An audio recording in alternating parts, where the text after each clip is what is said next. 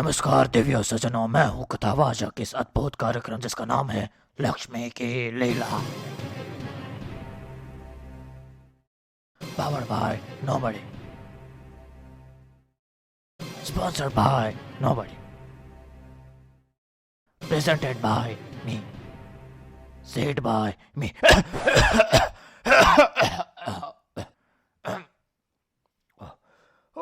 माफ कीजिएगा, मिमिक्री होती नहीं है मुझसे क्या। तो चलिए शुरू करते हैं।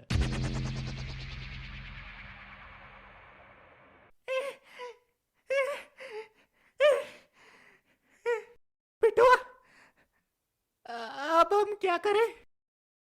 ये मंदिर की तरफ आखिरी बस्ती।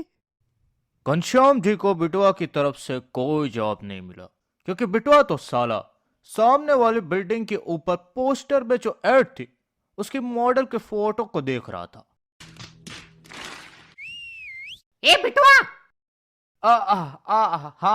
हाँ दादाजी, मैं भी यही सोच रहा था कि मंदिर तक कैसे पहुंचे। तो इतनी देर से पूछ रहा हूँ, जवाब तो कम से कम देता। तू बही रहा है इसका। अरे तू थाम, मैं तुला माझ्या चप्पल जाऊ दे। अरे दादाजी खुद को संभालिए। दादाजी आप बैठ जाइए, यहाँ पे बैठ जाइए। हाँ बस बैठ जाए प्लीज प्लीज, आप शांत रहिए वरना आपका बीपी हाई हो जाएगा। एक काम करते, यहाँ तो कोई दुकान भी खुली नहीं है। बड़ी दुविधा थी। अंदर के अरमान को शांत करते या फिर घनश्याम दादा को संभालते। घनश्याम जी और मुस्तफर अपने घर से, जो शहर जैसे पर है, गांव में है, उसे 332 मीटर दूर एक कच्ची पक्की सड़क पे थे, जो मेन रोड से थोड़ी ही दूर थी। मुस्तफर ने घनश्याम जी को उसी जगह एक नीम के पेड़ के नीचे बिठा दिया। दादाजी आप यहाँ पे आराम कीजिए, ठीक है? मैं जाके देखता हूँ कि मेन रोड पे कोई रिक्शा या कार आती है कि नहीं। बिटुआ, मुझे प्यास लगी है, कहीं से पानी लेके आना। पानी? दादाजी मुझे यहाँ कहाँ से पानी मिलेगा? मुझे नहीं पता बिटुआ, मुझे पानी चाहिए वरना मैं बेहोश हो जाऊंगा।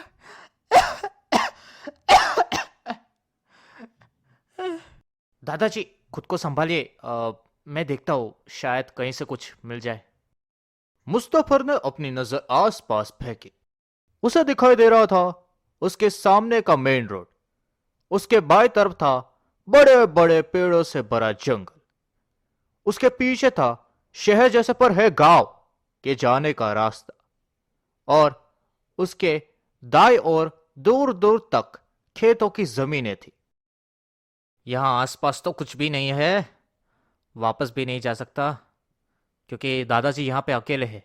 क्या करूं?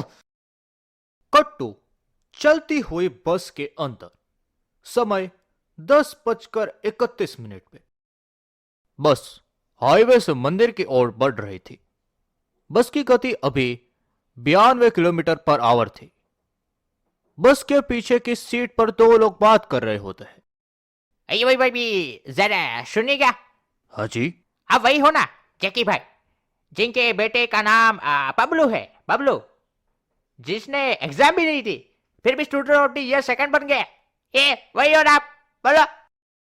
उस आदमी ने जवाब ना देते हुए अपना मुंह खिड़की की ओर फेर दिया। छोटी बच्ची हो क्या? बस की बाएं ओर की छोटी रो की सीट पे आपटे परिवार बैठा हुआ होता है। क्या हुआ, रात को ठीक से सोए नहीं हो? जब से तुमसे शादी की है मैंने, तब से नींद कहाँ पूरी होती है मेरी। नॉनसेंस। आगे ड्राइवर और कंडक्टर एक दूसरे से बात कर रहे होते हैं।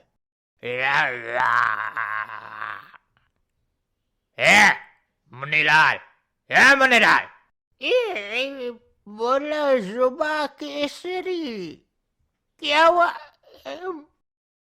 यहाँ मैं बस चला रहा हूँ और तू घोड़े गिधड़ बेच के सो रहा है।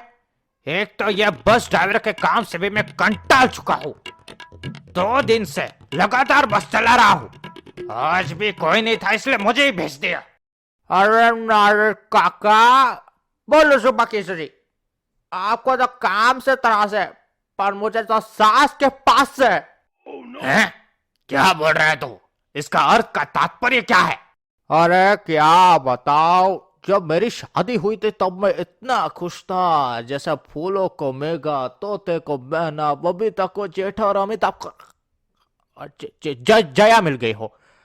लगा था कि खुशियों की आई बहार है, पर किसे पता था कि सास तो निकलनी थी ललिता पवार है। उसके बदौलत मेरे जीवन में से शांति समाप्त हो चुकी है। सांस लेना भी मुश्किल हो गया है मेरे लिए। मेरे लिए वो कोरोना से कम नहीं, उसकी वजह से मुझे अपनी ही बीवी से सोशल डिस्टेंसिंग रखनी पड़ती है। क्यों? ऐसा क्या किया उसने? मल्ला सुबह केसरी 2 हफ्ते पहले 4 दिन काम करने के बाद मुश्किल से एक छुट्टी मिली थी मुझे। उस दिन का मस्त मैंने एक प्लान बनाया था। सोचा था कि चांदनी को रोमांटिक फिल्म दिखाने ले जाऊंगा, फिर किसी चांदनी चौक की चांदनी गली में किसी चांदनी ढाबे पे बिठा के उसको चांदनी की चम्मच से खाना खिलाऊंगा। लेकिन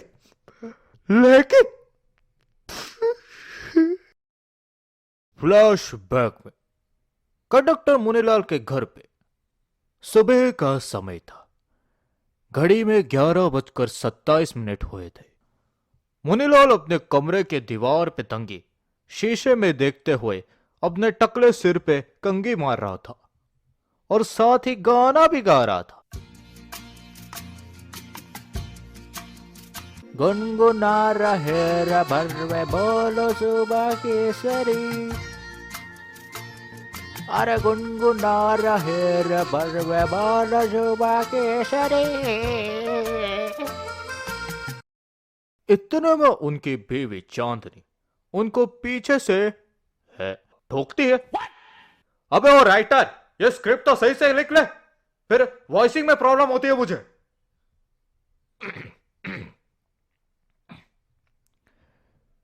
इतने में उनकी बीवी चांदनी उनको पीछे से टोकती है।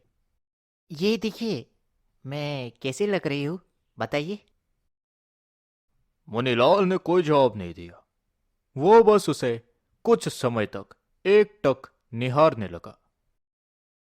चांदनी ने मंगलगिरी जैसी सिंपल साड़ी पहनी हुई थी। उसके बाल टॉवल से बंधे हुए थे और आंखों में काले रंग का काजल लगा था। उसके चेहरे पर फेयर एंड लवली क्रीम ना होने के बावजूद भी वह मोतियों जैसा चमक रहा था।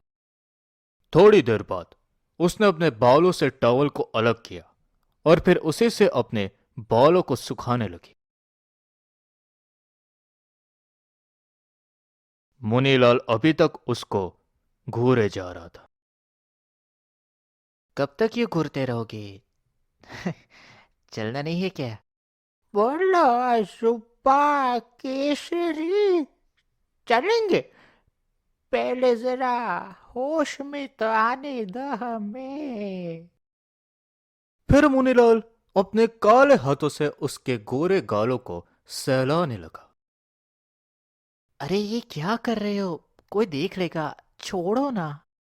अरे कौन देखने वाला है अपने घर में? 4 दिन से बस में मैं लटक लटक के झूठ रहा था, सबकी टिकट काट रहा था, और जब मुश्किल से छुट्टी मिली है तो तुम उसमें भी नखरे दिखा रहे हो।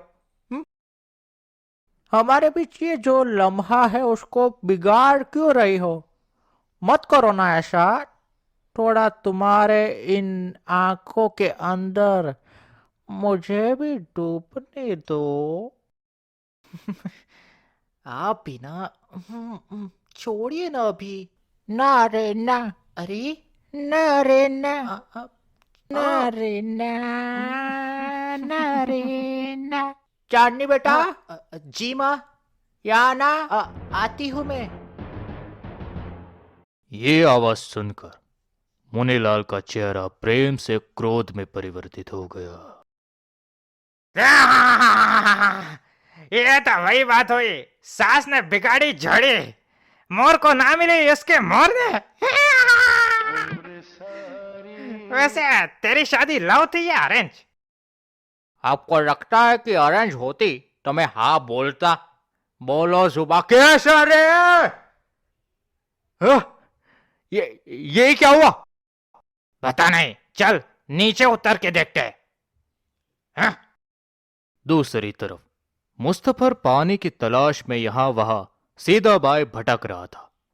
वो मेन रोड से चलते चलते एक बंजर खेतों की जमीन के इलाकों में पहुंच गया था। बप्पा, यहां तो कोई नहीं दिख रहा, ना कोई इंसान ना कोई घर, और एक तो ये बारिश के महीने में चकटाकेदार तपती धूप। ये बड़ी अच्छी बात कही आप। अभी क्या करूं, कुछ समझ में नहीं आ रहा। वापस चला जाऊं? चला जाता हूं। एक सेकंड। हाँ, वो क्या है? अब अगला पार्ट देखेंगे अगले एपिसोड में। तब तक के लिए गुड बाय।